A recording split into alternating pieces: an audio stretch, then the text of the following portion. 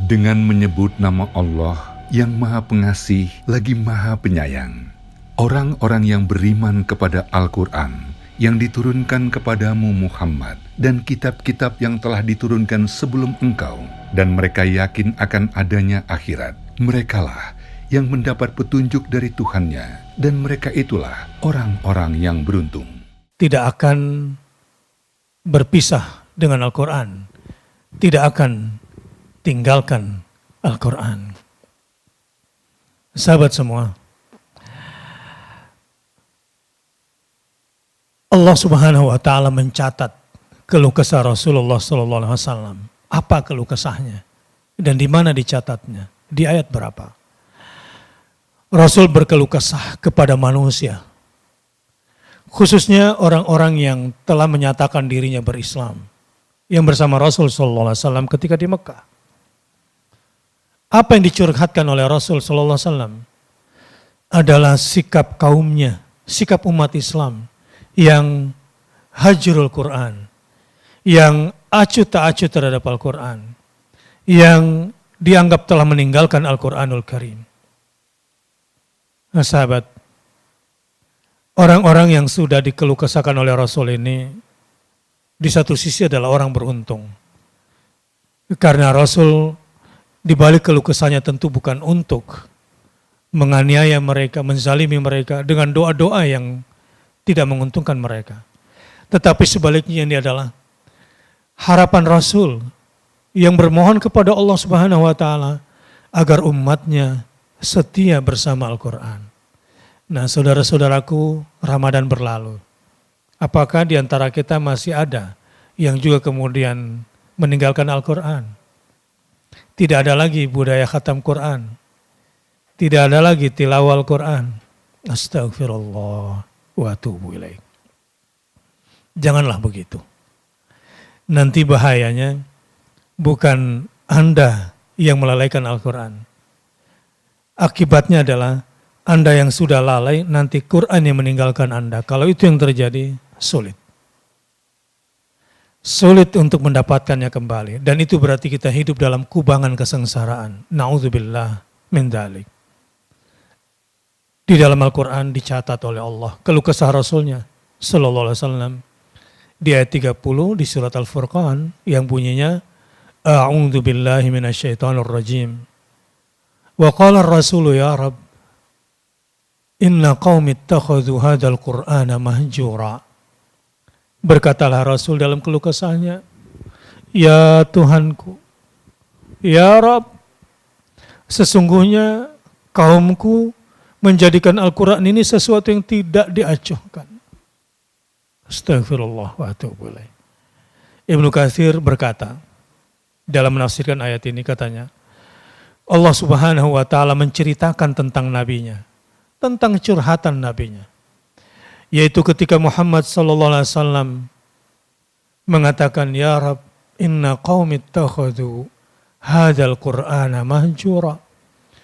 Ya Tuhan, ya Rabb, sesungguhnya kaumku menjadikan Al-Quran ini sesuatu yang tidak diacuhkan dalam hidup mereka. Ini, perilaku ini telah ditunjukkan oleh orang-orang Quraisy pada masa itu. Dalam bentuknya yang paling kasar. Artinya, kalaupun kita melakukan tingkatan yang paling lembut, khawatir kita akan terperosok kepada cara yang paling kasar itu. Sebab Quran diturunkan bukanlah untuk diacuhkan, bukan pula untuk disikapi secara biasa-biasa saja. Harus luar biasa. Tadi siang saya ngobrol dengan seorang pengusaha yang kecewa dengan bagaimana bisnis kapitalis menguasai negeri ini. Terus punya cita-cita besar. Tapi saya lihat cita-cita besar itu hanya pada tataran tingkat teknis yang sebetulnya secara modal di bawah para pengusaha kapitalis besar ini. Secara sistem juga lebih lemah daripada pengusaha kapitalis ini.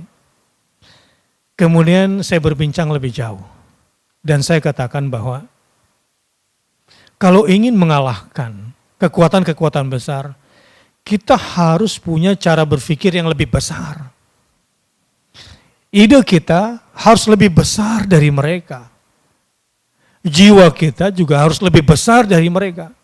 Intinya, niat kita harus lebih besar dan lebih mulia dari mereka. Dari situ memulainya. Jadi ketika Rasulullah SAW berkeluh kesah, tentu bukan untuk menafikan sebagian sahabat yang sudah masuk Islam. Bukan untuk menegasikan sebagian sahabat yang sudah membaca Quran. Tapi persoalannya masih ada yang biasa-biasa saja menghadapi kitabullah yang luar biasa ini. Persoalannya masih ada yang biasa-biasa saja memahami narasi-narasi Allah yang luar biasa ini. Persoalannya masih ada sahabat-sahabat dan orang-orang Islam yang menilai rumusan-rumusan Al-Quran ini rumusan-rumusan biasa saja. Tidak. Rumusan ekonomi Al-Quran adalah rumusan ekonomi yang sangat luar biasa. Artinya apa? Untuk punya pikiran besar, untuk punya idealisme besar, melakukan hal-hal besar, ya bacalah Al-Quran yang diturunkan dari yang maha besar. Begitu kira-kira. Tapi ada orang-orang kecil, orang-orang kerdil digambarkan di dalam Al-Quran surat Fussilat. Mereka adalah orang-orang yang berusaha untuk menjauh dari Al-Quran. Enggak suka mendengarkan Al-Quran. Jadi kalau ada di antara kita yang mayoritas waktunya, mayoritas tontonannya bukan mendengarkan Al-Quran, ini masuk kategori orang yang meninggalkan Al-Quran sebetulnya. Kita lihat ayatnya. A'udzu billahi minasyaitonir rajim. Wa qala alladziina kafaru la tasma'u li hadzal qur'ani walghaw fihi la'allakum taghlibun. Ada yang lucu. Ada orang kecil, pikiran kerdil, idealisme kecil ingin mengalahkan Quran. Lihat apa katanya.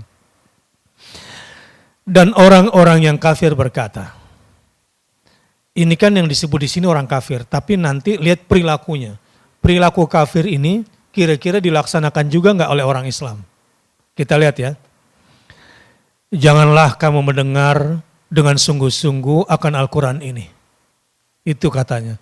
Biasa ajalah sama Quran itu. Enggak usah serius banget sama Al-Quran itu. Biasa aja. La tasma'u li hadzal Qur'an. Janganlah kamu mendengar dengan sungguh-sungguh akan Al-Quran ini. Wal ghawfi. Dan buatlah keributan, buatlah hiruk pikuk, buatlah keriuhan terhadapnya. La'allakum taghlibun.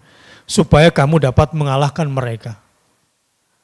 Jadi, kalau ada orang Islam mengaku beriman, baca Quran di bulan Ramadan, kemudian di luar Ramadan tidak baca Quran lagi, inilah orang-orang yang gampang dikalahkan oleh kekuatan-kekuatan besar, kapitalisme kah, sosialisme kah, komunisme kah, sekularisme kah, liberalisme kah, ateisme kah. Gampang dikalahkan gara-gara apa? Gara-gara jauh dari Al-Quran, hiruk pikuknya itu bukan Al-Quran yang didengarkan. Dan cara mereka mengalahkan Anda adalah ketika Anda sudah jauh dari Al-Quran untuk Anda dengarkan. Ini bahasa Allah. Ini dari Allah Subhanahu wa taala dan Allah bocorkan kekuatan musuh. Bahwa kekuatan musuh untuk bisa mengalahkan ide-ide besar kita adalah dengan menjauhkan kita dari mendengar Al-Qur'anul Karim. Astagfirullah. Astagfirullah. Wa atubu ilaih.